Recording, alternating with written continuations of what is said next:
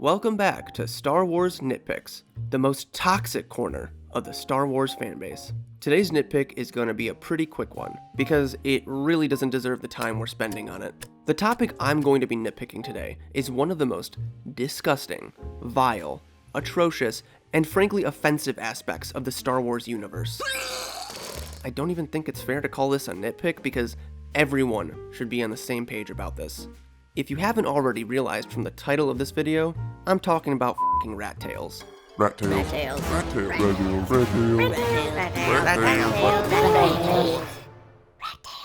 One of, if arguably the worst hairstyle to ever emerge out of the late 20th century.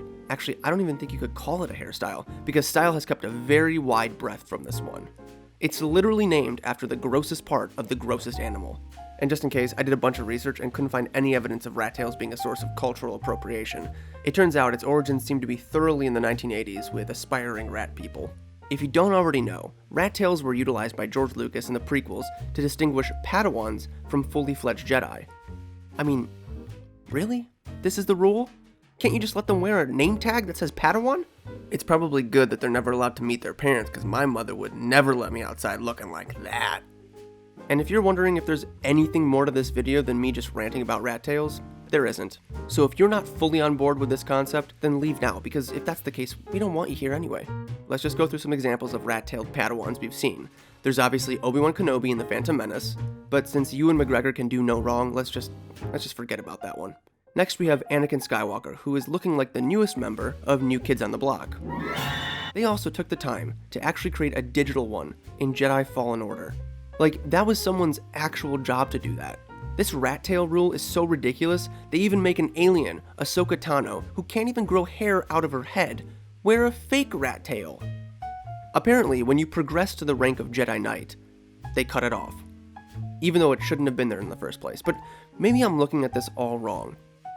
Maybe, thousands of years ago, deep into the Old Republic, rat tails had some hygienic benefits, but are now just a relic of tradition. But that makes no sense, because having a rat tail is a big signifier that hygiene probably isn't your first priority.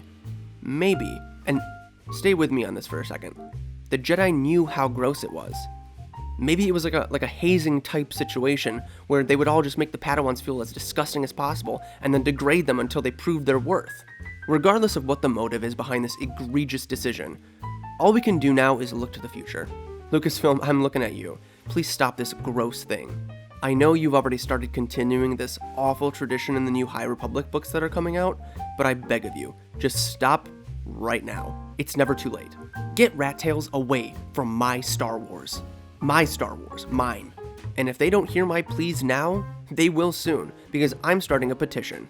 I'm calling on the good people watching this video to please sign if you believe in a brighter future without rat tails in Star Wars. The petition link is in the description.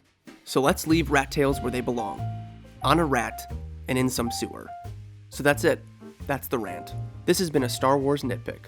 Thanks for letting me waste your time. And from the Binary Sunset podcast to you, have a happy new year.